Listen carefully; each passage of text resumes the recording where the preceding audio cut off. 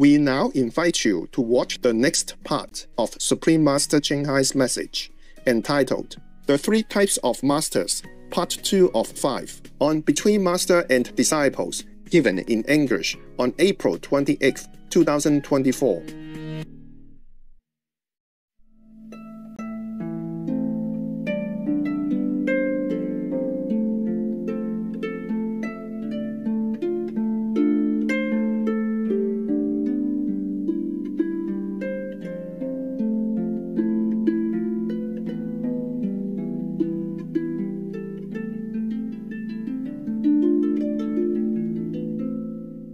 The third type of master is a neutral type, meaning they won't give you bad karma and they won't give you blessing either. Because that person just has enough merit and spiritual attainment to take care of him or herself in the world. Often those persons can only take care of themselves or maximum their relatives and friends and several generations. And their pet people, they have no more allowance to give anyone else who they're not related to. We are all related, but what I meant is who they're not related to in their lifetime. So this person will give you nothing. Well, better than giving you bad karma, okay? If somebody gives you blessings, it also means luck, fortune, happiness, and, health, all kinds of things. The blessing is not limited only to spiritual elevation, okay? Yes. So if someone gives you real blessings, like from a true master, for example, then you are a very, very lucky person.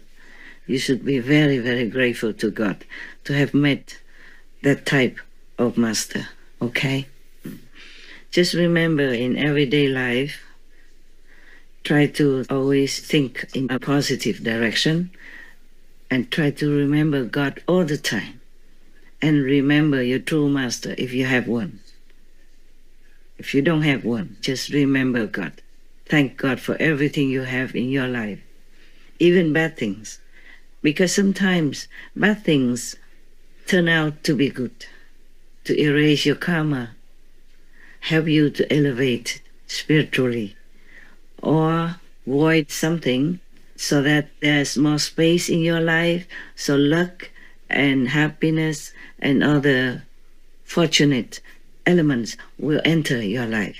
Because if your life is full of bad things, full of negative expectations and negative karma from other people, then even blessings and fortune can also have no place to come in. There was a story about a master whom a disciple complained to. See, I had this and that problem. Where were you? You're supposed to protect me, to bless me, and you were not there. And I saw only some ghosts and some demons who came, and I was so scared. So the master said, I was standing outside of your door, but you invited all kinds of others into your heart and your prayers. Whatever you believe in, like the monks, the priests, who are not up to the standard to give you any blessing. You invited them and you pray to a local god, whatever you do, and I'm not invited. You forgot me completely. So I was just standing there waiting. It's not much I can do. Your house is full of others. So from then on, the disciple remember the master more. Yes. But even then, the master never leaves you. The master is always waiting, always eager to help you whenever feasible, or at least in the last breath of your life. The master will still try to help you. But please do not make yourself a bin of garbage, collecting all kinds of filthy, smelly, bad karma in it for yourself. Let the master, whomever you trust, have the chance to always be your protector. Yes? Because if you don't allow it, even the master also becomes helpless. That is the law in this physical world. In higher world, no such thing. It's automatic. Even in the astral world, if you have a master and believe in him or her, she or he will be there for you and continue to teach you the true teaching so that she can lift you up to a higher level in the future, once you graduate, because you couldn't be in a higher dimension if your inside concept is not being correct. You believe in things that you should not believe in, and you don't remember God very well, okay? You pray to any ghosts, any demons, instead of praying to God, instead of trusting God to help you. Lord Jesus said, "Blessed are those who do not see but believe." At least believe in God. Believe in the past, present, and future masters who help you, especially the present masters. Because the present masters house all the blessings that are necessary to help you, because he or she is appointed to that job, okay? Just like the president is voted for, he became the president, and he will have a certain privilege, including he can forgive even criminals, and many of them too. Yeah. And now, the third type of person, I told you already that she's neutral to you. She won't give you anything, at least not bad things. Okay? The people you should be scared of most are the second ones. Because not only they don't give you any good things, they take from you as well. In exchange for their bad karma, they take merit from you. They take as much as the karma allows. Yeah? That is the problem. Just like thieves. They come into your house and you are unaware of it. They don't bring anything to you. They will just take anything they can from you. Anything they could carry. Anything convenient. Anything most valuable from your house, they take. That is similar to the second type of people who take things from you and you are helpless because you're not aware they're taking it, even. You're not spiritually elevated enough to be even aware of blessings from God and from the Master to you. Not to talk about being aware of your valuable merit or your spiritual attainment being taken from you. Sometimes more, sometimes less. Of course, it depends on the individual who takes it. And it depends on your strength of spiritual attainment to protect yourself. If you don't have a master, you are very vulnerable. In India, since a very, very long time, people don't believe in a person who has no master. If sometimes they ask you if you have a master, you say, no, I don't believe in any. Then they will look down upon you. They don't even want to associate much with you unless they have to. One of the Sikh masters, Guru Amadas, he didn't have any master. And his acquaintances or relatives asked him if he had any master. He said no. And, they really were not very polite to him. Later on, he was shown the Sikh master at that time, and then he went and took refuge in the Sikh master. He was already 72 years old, but he'd been vegetarian all his life. So he took refuge in that present time Sikh master. He had done all his best with all his devotion. The whole world was just his master. He wanted nothing else. And he was very humble, very diligent in serving the master to the minutest detail. So before the master passed away, he bestowed the mastership mantle onto this old person, and he became a master at very old age already. This is an exception, okay? Mostly master has to be younger.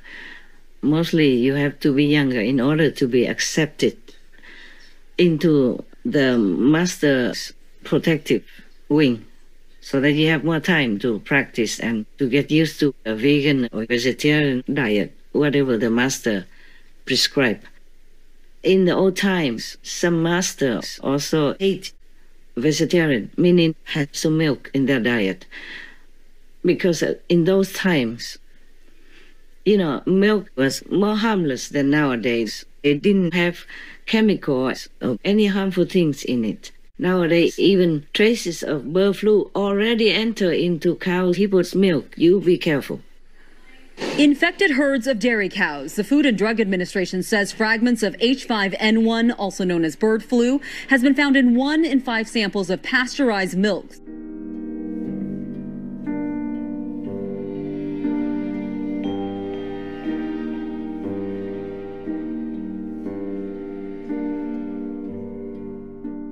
I'm telling you, vegan is the best.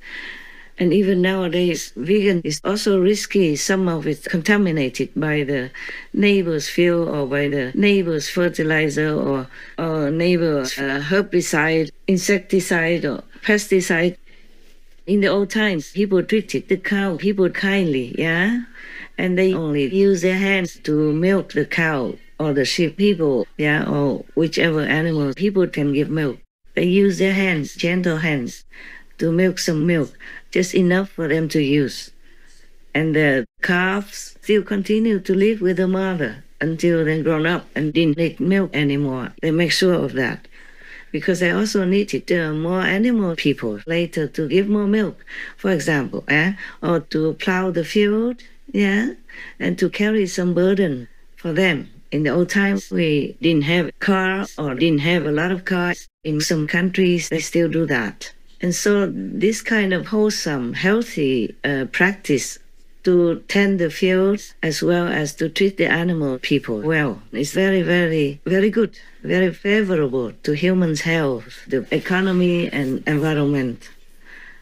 But nowadays, we overdo it. We are greedy and the population keeps growing and we use machines to hurt the cow people, torturing them to take milk and imprison them all day in such a little pen, sometimes chaining their neck and all kinds of stuff.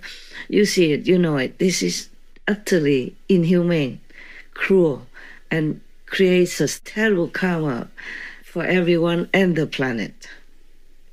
And even if we lose this planet, lose everything we have, we can only blame ourselves. I hope we won't have to face this drastic tragedy, but who knows? Who knows? We all do our best, but it's not enough yet.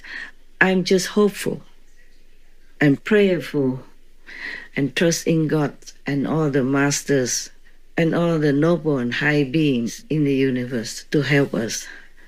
But if our karma is too heavy, we can't do much. They cannot do much. Even the greatest master, even God cannot do much. Things have to take their course according to their construction, their mechanism. It's just like if your car is too old, and you don't take care of it well, sooner or later you have an accident or it just stops functioning altogether. So if you want that car to run again and you can fix it, you can go to the mechanic, then you drive carefully and you change the battery, change the engine almost completely, then your car can run.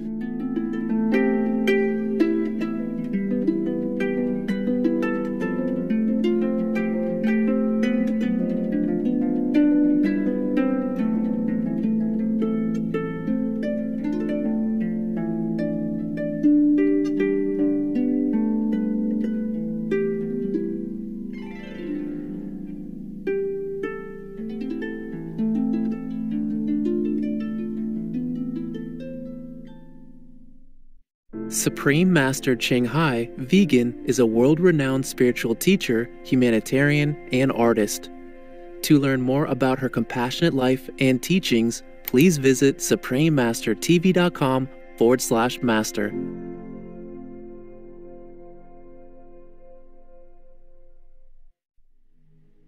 Many athletes who consume 100% vegan diet like me report improvements in their athletic abilities, such as higher energy levels, quicker recovery times, better sleep, and fewer injuries. I'm here to tell you that's all true. Dietrich Weiss Jr., vegan.